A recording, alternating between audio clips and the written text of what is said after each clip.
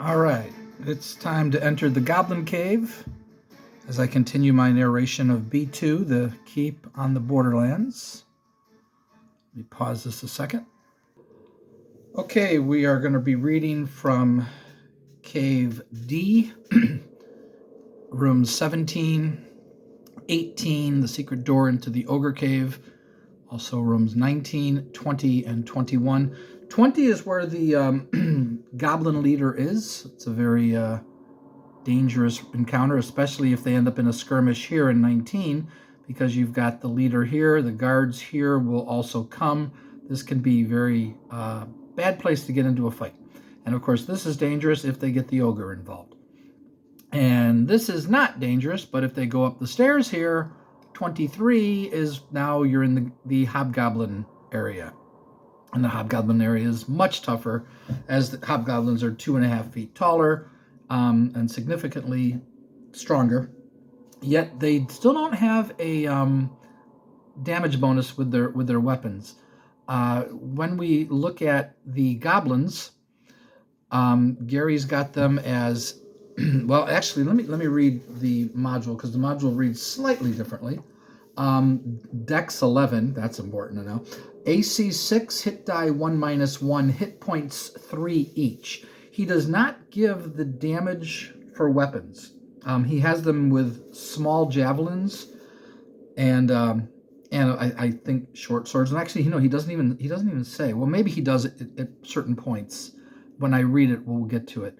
But he has more of the mundane details in this one, so I don't add too much to this cave, but I will show you what I did add and a couple changes that I did make.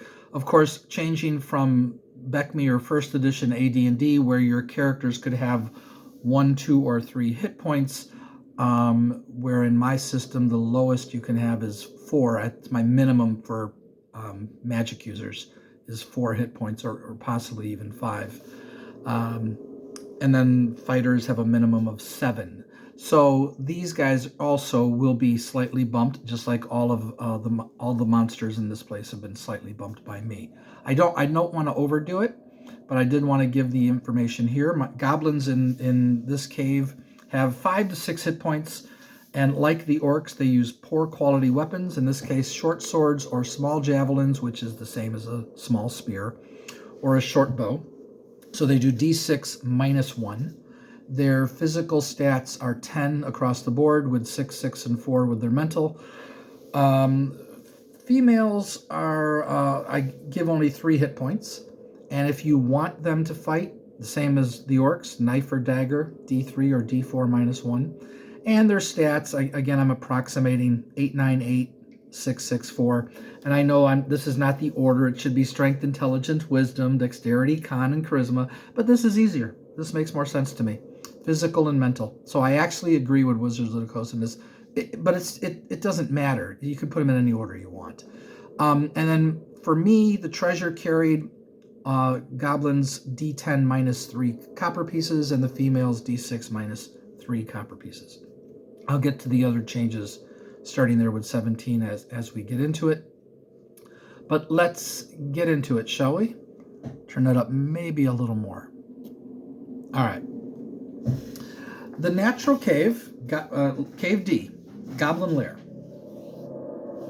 The natural cave quickly turns into the worked stone tunnels, typical of this whole complex.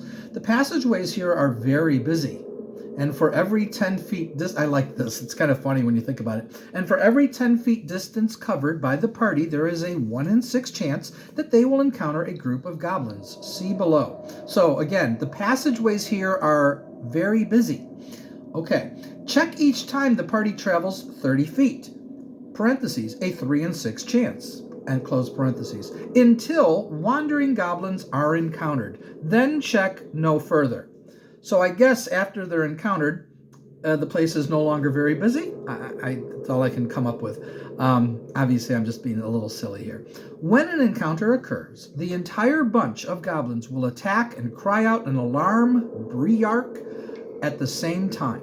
Wandering goblins are in addition to those found in numbered areas. And then the stats that I already read, they will each have D6 silver pieces. So here he is giving this is just for the wandering goblins, D6 silver. They are patrolling and carrying messages back and forth. The group will also be carrying several bags, D6 bags of fairly good foodstuffs, not worth much, but quite suitable for human fare. So good food. So that would be nice if by chance they're low on food, or if you want to make food significant. But I love they're patrolling and carrying messages back and forth. To whom and from whom? Are the clerics sending them back and forth? Because I would think they wouldn't. What I'm doing, or what I did, I should say, is the clerics only communicated through the chieftains. The clerics didn't bother with the other monsters in the caves. They only met with chieftains and gave the chieftains their orders. So this is an interesting idea here with the carrying messages back and forth. I'm curious, how did anybody use that in some way, and who was giving them the messages, and to whom were they sending them to? Did anyone do anything like that? That would be interesting to hear about. If you could leave a comment about that, that would be cool. All right, let me read before I continue, and I'm going to go back and forth with this because I've gotten this set up where they can both fit. Here's what I said. Again, I'm only showing you what I added. I took out all the stuff that wasn't an addition.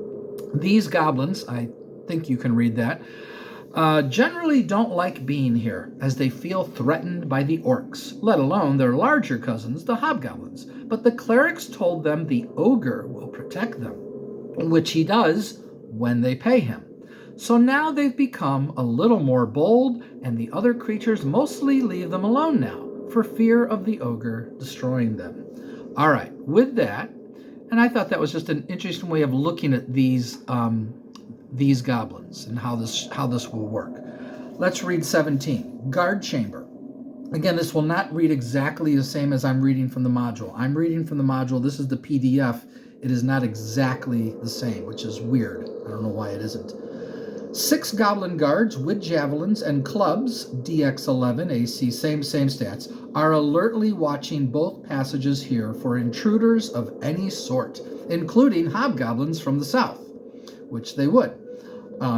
As you remember, with the cave, whoops, wrong one. The cave so they're here.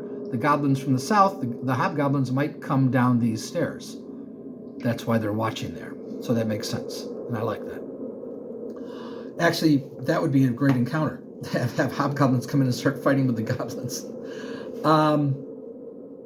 Okay. They each have D4 times 10 copper and D4 silver pieces. Lots of copper. Okay. The chamber has a barrel with 72 small javelins, a small table, 2 benches, and a keg of water. So here Gary is giving you some mundane details, which he does at times. So I like that. What did I say for 17? It's a guard chamber. On the table, what's on the table? 6 battered mugs and some food scraps, salted meat and vegetables mostly. Otherwise, the room appears empty and filthy, with bugs and an occasional rat looking for food scraps. Combat strategy. When the party encounters them, roll for surprise. They will throw their small javelins and then melee, but if one of them is hit, they attempt to flee west. If they can't, they will try to flee up the stairs and bang on the door in hopes that the hobgoblins will help them against the common enemy. So a very simple combat strategy here. I didn't bother, there was nothing to add to 18. You see it goes right to 19. So let's go back and read 18 here. Let me make sure I've got that lined up right. Okay. Guard chamber.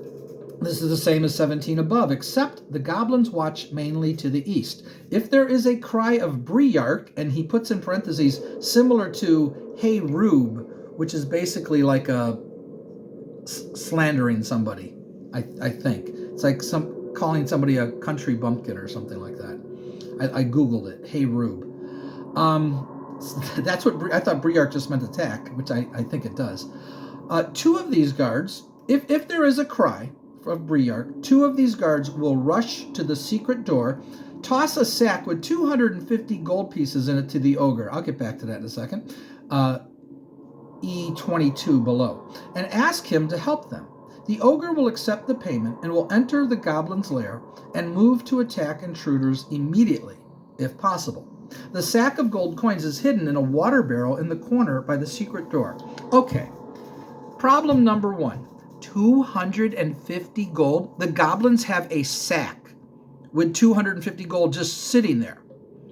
I changed it to 30. And for my game, it's silver because I use the silver standard.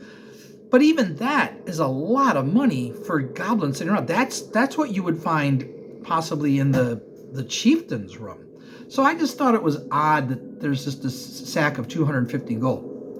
And I do a little bit more with the ogre, but we'll get to that when we get there. All right, 19, common room. So this is the dangerous room. There are 10 males, same stats, 14 females and 6 young who do not fight. And again, here you can make this very deadly if the party is very powerful by letting the females fight, and even the young if you want to. There's no reason young couldn't grab knives and attack. I mean, infants can't, obviously, but young teenage goblins, why not? So they all dwell there. Food is prepared and eaten here, and general meetings are likewise held here. There are heaps of bedding, tables, stools, benches, etc., all around the whole place, making it very cluttered. Each male has, again, here he goes with the coins that I just put at the top. Because why do you have to vary them? There's no reason to. It's a die roll that they're already varied. Each male has D6 silver pieces. Each female has 2D6 copper pieces. If the wandering group of goblins has not been encountered when the adventurers enter this area, be certain to have those 6 additional males in this chamber. So basically make this a total death trap at that point. I mean, now you're talking 16 goblins, let alone the guards, the chieftain, that are all within hearing distance. This is nuts.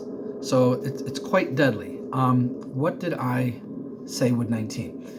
Okay, so I said here there are quartered 10 male goblins, and I knocked it down to 8 females, but that's just because I was going to have them fight, along with 6 females and young who do not fight, hence your 14. 8 of them were armed, but that doesn't matter.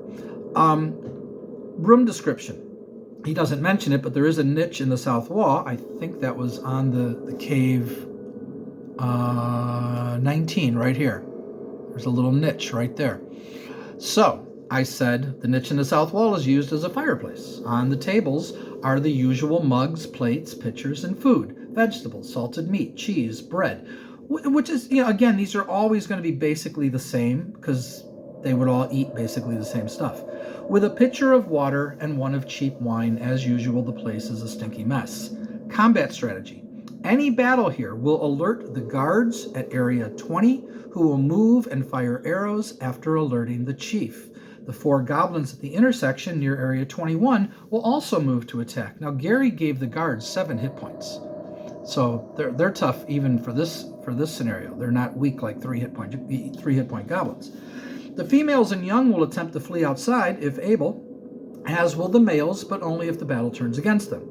If they get outside, they will run to the Goblin Cave, Area F. Okay, let's go to 20, the chieftain's room. This is rough. The goblin leader, dexterity 13, it says, AC 4. That's tough. Hit dice 2 plus 1, hit points 11, plus 1 on damage due to strength and skill. So 2 to 7 points per hit. 3 guards, dex 12, AC 5, hit die 1 plus 1, so effectively a hobgoblin. Hit points 7 each, which is a lot. And several females are quartered here. The chief has a purse with 18 gold and 2 platinum pieces in it. Each of his guards has 8 electrum pieces and D6 silver pieces. There is a silver cup, value 90 gold pieces, under his bed. He and the guards have bows hung on the wall, and if there is time, they will take them down and use them. If hard pressed, 2 of the female goblins can fight as well as males, and will do so. 2 female goblins, dex 10, AC 7, hit die 1 minus 1, hit points 2 each. So he treats them like normal females, I guess. The other females do not fight. I thought maybe they would be a little bigger for female goblins and they'd have 3 hit points, but they don't, just 2. This place has quite a bit of good furniture in it, all scaled to goblin size, of course. Funny that he said that. I don't remember him saying that in the Kobold Cave. A low bench near the bed has a secret drawer under the seat, and inside is stored the treasure of the goblins, a tapestry with silver and gold threads which is worth 900 gold pieces. I knocked that down to 300. I thought it was nuts that they had this 900 gold piece tapestry, but that's just me again. No big deal. You make the treasure what you want it to be. That's what's great about D&D. Nearby is a stand with a pewter bowl which holds 273 silver and 321 copper pieces. The only thing he doesn't mention here is the value of the pewter bowl. Wouldn't the pewter bowl have some value? I would think so. Now, what I said, this is the quarters of Tarnuk, the goblin chief, with 3 guards and 4 females. In the room is a bed with hides and pelts and 4 cushions. Again, this is what I've added. There might be some things that I repeated. I don't think so. There is a table with benches with the usual mugs of food. There is a small cask of decent wine, but it's only half full, so it has no sale value anymore. There's a stand next to the table on which sits a pewter bowl. It says "See treasure below," but I got rid of all that because I didn't make any changes to it. On a shelf, I deleted it for you. I don't need to show that to you. On a shelf are the usual odds and ends, along with 5 skulls, 4 human and 1 dwarven, arranged on the top shelf. They are victims of the chieftain. The dwarf is in the middle. The goblin chief has begun a collection. So that's just a little flavor for the room. Combat strategy. 3 guards are by the door. They each have a short bow and will move towards the sound of battle after alerting the chief. Well, they're in the room. I'm not even sure why I said that. Why would he need to be alerted? I think that's just a mistake by me. Who will also come? Again, they're come where? They're already in the room. Let me go back to that room. Well, is it no, we're on 20. So we're here. Yeah, it's just this small room. There's no reason to alert anybody. That's just my mistake. All right. They will keep firing arrows for as long as possible. When they need to melee, they will drop their bows and take their small shields off their backs. When the chief engages the party, he says, "Finally, some more skulls to add to my collection." So I'm adding to that little thing that I came up with for flavor. The 2 weaker females will attempt to flee at the first opportunity, but the other 2 will fight by his side, though they will flee if struck for damage. If he believes he is going to lose the battle, he will attempt to flee outside and head for the Hobgoblin Cave, or he will go to Area 17 and go up the stairs to 23. So I increased his hit points to 14 because everybody has more hit points. He does D6 plus 1. It's not a poor quality short sword. It's a normal short sword, and he has a 14 strength, which for me is a plus 1 bonus. And those are his other stats. No big deal. He's 4 feet 8 inches tall. The average goblin is 4 feet tall. So his guards are 4 feet 4 inches. I said 8 hit points. Gary had him at 7. Maybe I should make them 9 and maybe make him 15. See, it doesn't really matter though. 12 strength. Everything else is the same. And then we have the storage room. Let's read that now. Oh, I read all that and I had it down here. You guys didn't get to see it. Oh, and now we have this. Well, that's good. That's great. We'll let that run out, and then we'll call up the sound here. Back to the sound. There we go. That's just the background sound I'm using. The background video. All right. I'm sorry for not putting that down. I'm going to leave it here right now so you can read along. Maybe I should start this over. I'll see if I need to. But that was just my mistake. So there's the chieftain's room, all described there. And then we have the storage chamber. And the storage chamber says, note that at position G, there are 4 goblin guards on duty. Let's go to that real quick. The goblin guards are right here. Okay.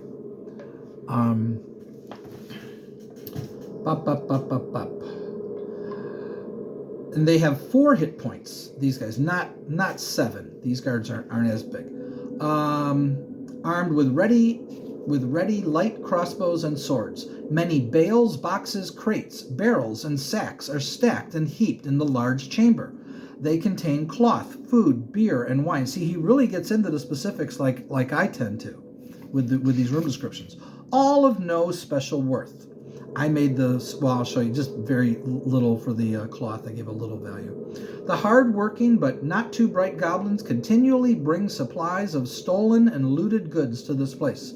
They do not realize that their large cousins, the hobgoblins at Area F below, use a secret door known only to them to steal the best of the foodstuffs and drink.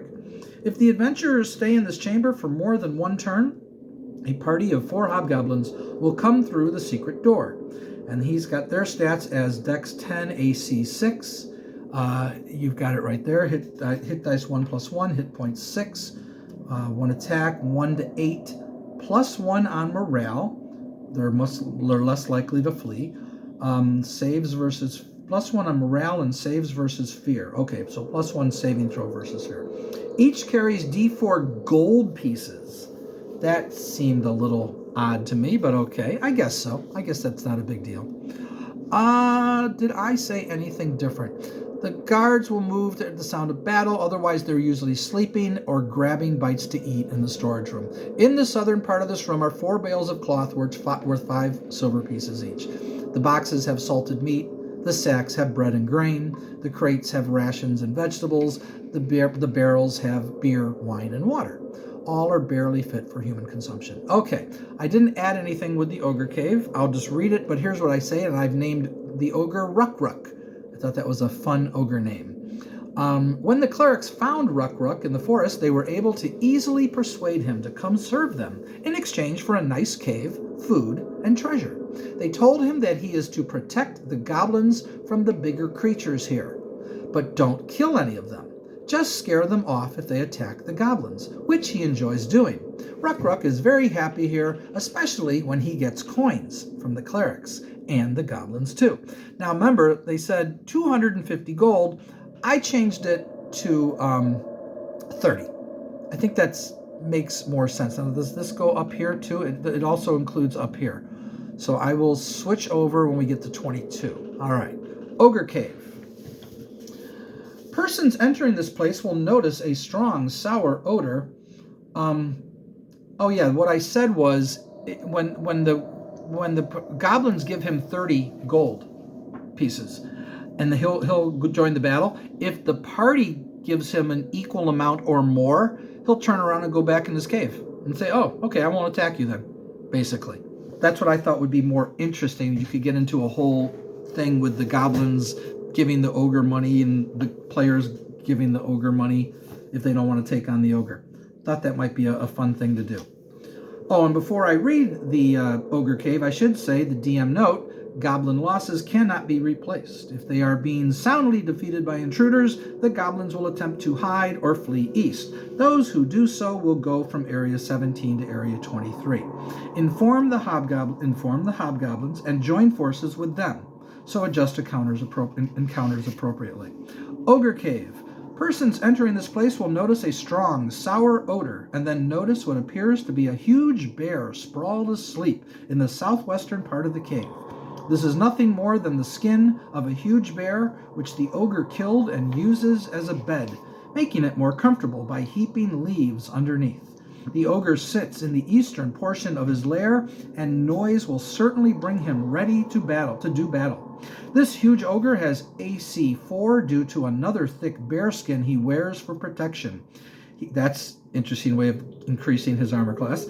He strikes opponents for 3 to 12 D10 plus 2 points of damage. The extra 2 points of damage caused by his strength, which is funny since ogres in D&D had 1800 strength, which meant plus 6 damage. So we actually thought they should get a plus 6 damage bonus, but I digress. Dex 8, AC 4, hit die 4 plus 1, hit points 25, attacks 1, damage 3 to 12. The ogre has grown wealthy by serving as a mercenary, generally on the side of the goblins and their occasional allies, the hobgoblins, although he has been bought off by the orcs and gnolls from time to time. He will rush to aid the goblins when they toss him the sack of coins. If anyone offers him a greater fee, so Gary said the same thing that I did. If anyone offers him a greater fee, one which he can actually see and feel, it is 90% likely that he will simply take it and the goblin's money too, and return to his lair. Why say 90%? Of course he'll take it. Why wouldn't he take it? They're offering money. I wouldn't do 90%. I would just say, yeah, he takes it. Let me just slide that over a little bit. All right. Area 22. The ogre sits here on top of a great leather bag. In this bag are 7 large sacks. I forgot that the sacks are in a leather bag. I just assumed they were in the room. 7 sacks. So they're all in this big leather bag, which contain, number 1, 287 silver pieces. Number 2, a hard cheese. Number 3, 182 copper pieces and 91 electrum pieces. So that's money. Number 4, 289 gold pieces. That's a lot of money. Number 5, a keg of brandy, value 80 gold pieces. Number 6, 303 copper pieces. Number 7, 241 gold pieces, but they are actually lead coins with a wash of gold. So value of each is only 1 copper. So what I did here is I took, of the 7, only 1 bag had 241 gold pieces. The other one did not have gold pieces, just the 1. And in my game, with a silver standard, that's a ton of money. But I said they were actually copper pieces that were painted with gold paint. And the party would eventually figure that out because it's just paint on the coins, which is what he said here with a wash of gold. I'm not quite sure what that means, but I thought that was kind of funny. And then it says, if intruders offer him a bribe of 20 or more gold piece value, the ogre will be again 90% likely to allow them to leave unmolested. No, that's 100%. Why wouldn't they? I don't get the 90% thing. But if somebody gets it and I'm just missing something, just let me know. But if he catches them again, he will attempt to kill them, whatever the offers. Hidden under a heap of old bones in the southern portion of his cave are 6 +1 magic arrows, a potion of invisibility, and a magic scroll with 2 cleric spells, cure light wounds, find traps. What I like about what Gary is doing there, at least this is my interpretation of what he's doing here, is I'm making this ogre stronger than your typical ogre. A first level party people are going to get killed, especially if you're doing 0 death. Someone's going to die. But if you can overcome this ogre, you're going to get 6 +1 arrows, a potion of invisibility, and a scroll with 2 cleric spells. So that's a decent amount of treasure, plus all the stuff in his sacks. So it's good treasure. It's a tough encounter. All the goblins make this a very dangerous. Again, every cave is dangerous here, and you can easily kill a party. And if you just play it right, the party, if they're good enough and smart enough and they really get into gaming, can overcome all of this. We survived it. Once you get somebody with a high armor class, or I should say low armor class, like if you can get someone with a 0 armor class, they're very unlikely to get hit. And if you have people with 18 plus strength doing +3 or more points of damage, that will make a big difference too. You just don't want to go in here with a weak party. If you do, you're going to have to significantly weaken these caves. Otherwise, they're not going to survive. No way. A first level party would have a hard time surviving this cave, and these are just the goblins. This is the second weakest cave in the caves of chaos. I was going to say the second weakest cave in the cave. Anyway, that's it. That's all I put on here. I don't think there was anything else I said. No, that was all I said. So I hope you enjoyed my reading this, my little going back and forth between the two. I can do it either way. I can read the whole thing and then read what I did, like what I added, or just go back and forth between rooms that way. I think it might be more interesting if I do it the way I just did it now, even though I'm rambling a bit, but that's okay. I hope you're enjoying it. And let's see, the next one's going to be the Hobgoblins. That's just the Hobgoblin King. The Hobgoblin Chieftain is crazy powerful, I think. I was like, wow, okay. He's a tough guy. But they're all tough. They're all tough. Anyway, back in 2 or 3 days from now, hopefully. Talk to y'all later. Bye-bye.